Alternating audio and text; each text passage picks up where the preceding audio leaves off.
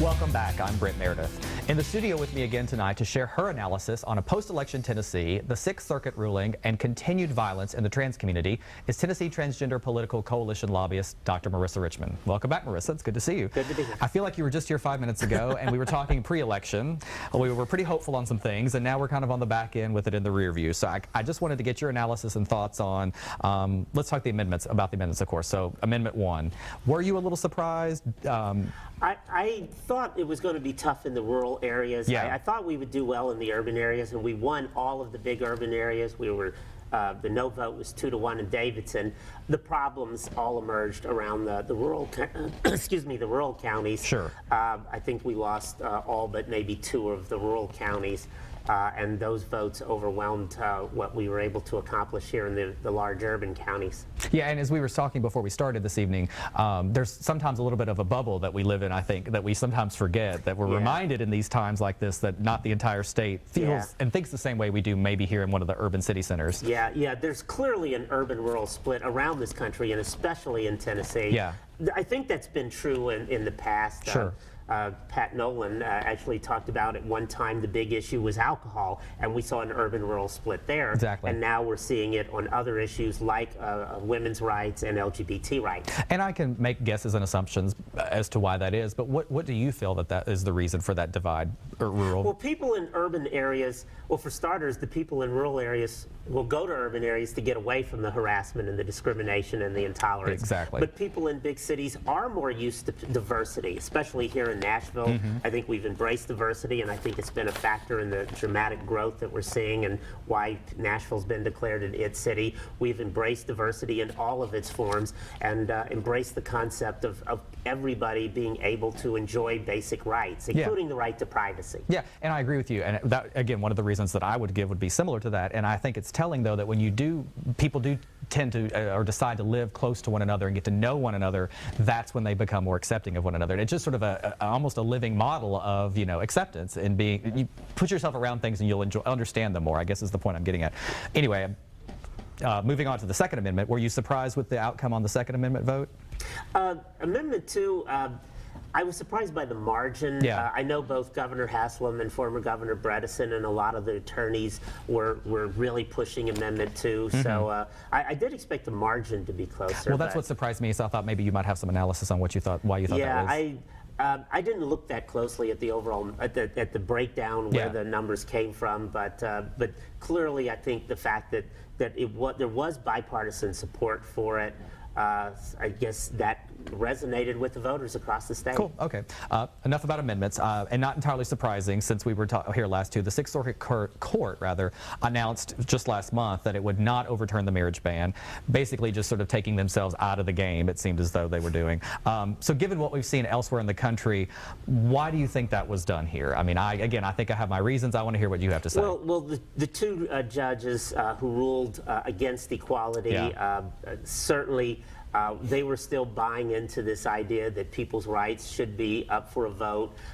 They were still buying into this notion that our society doesn't change and that what we had in 1776 or 1787 should be the law of the land today. But our society has changed. It has evolved, and we're seeing more acceptance and more tolerance. And certainly since that ruling, we're seeing South Carolina, Montana, my father's home state of Kansas, the home of the late Fred Phelps. Exactly. We're seeing equality everywhere. And so for the 4 of us in the Sixth Circuit, I think there's a great deal of frustration. But I know the team of attorneys and the plaintiffs, they're planning to go to the Supreme Court. I think people around the country, while recognizing the ridiculousness of the Sixth Circuit rulings, except for Judge Doherty, who is right here in Nashville. Thank you. Let's give her credit.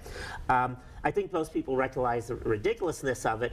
And yet, this does give us the opportunity to get a clear ruling from the Supreme Court. And that's, of course, that's sort of the, pardon the phrase, silver lining of the situation, if you will. But I just find it telling that, again, all these other courts have ruled, everybody else is going this way. It's almost like we're digging our heels in a way. Right. Like, quit trying to find a reason to say no, Yes, they're trying to fight a tsunami. Exactly.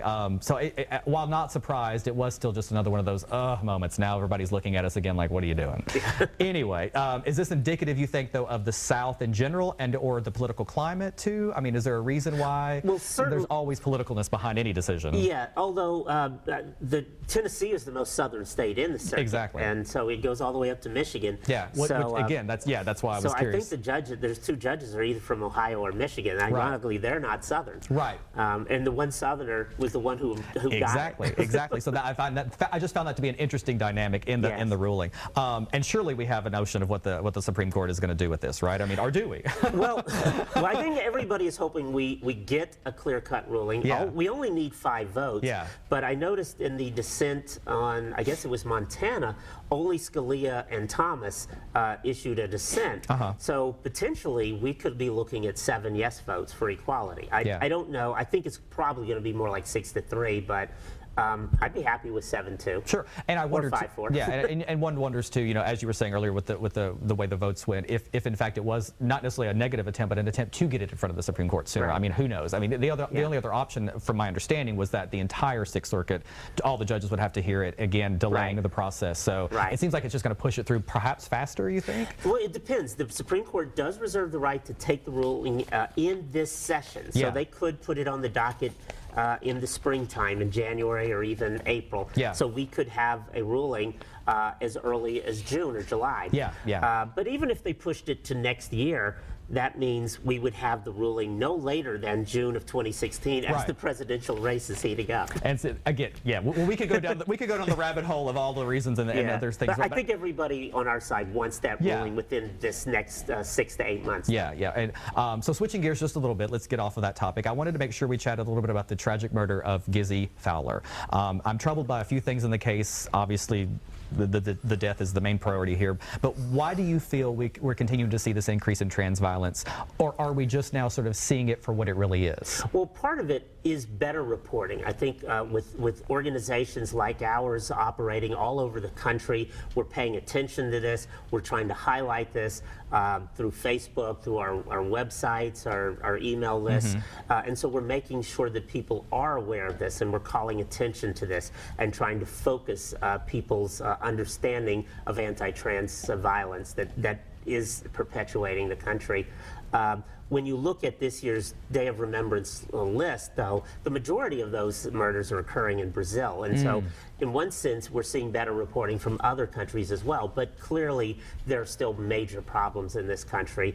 And the fact that we've had 3 attacks in Tennessee this fall, 2 of which resulted in murders, means that we're certainly not immune. We went 6 or 7 years without a murder in Tennessee. So the murder of Gizzy Fowler here in Nashville in November just kind of brought it back home that we're not isolated, we're not immune.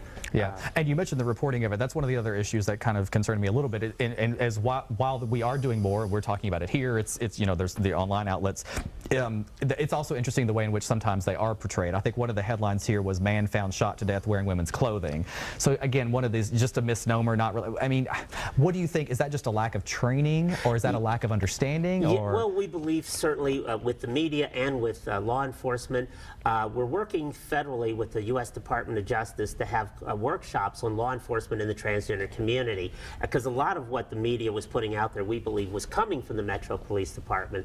We had the first such workshop in Atlanta. I was the only person from the Tennessee's trans community was there, but the U.S. attorneys from Middle and Western Tennessee were there, and we're planning to have these workshops in Tennessee sometime in the next few months.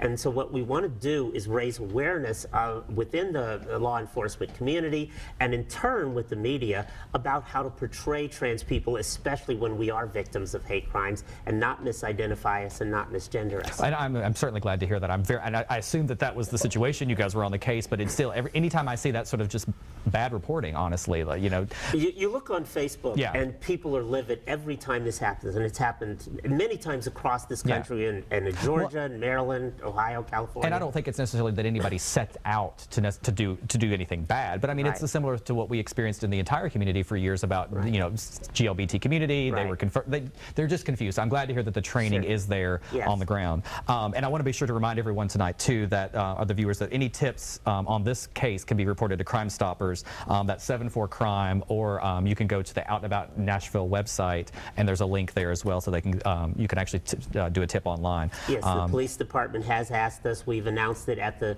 Day of Remembrance ceremony here in Nashville. We're encouraging anybody with any information to come forward. If they aren't willing to talk to the police directly, then we will be that intermediary for them. Okay, well listen, thank you so much, Marisa. We'll probably see you again soon. I appreciate it. I love it when you're here. You always have so much good information. Thanks so much. It's always a pleasure. Thank you. And that's all the time we have for this edition of Out and About today. Have a good night.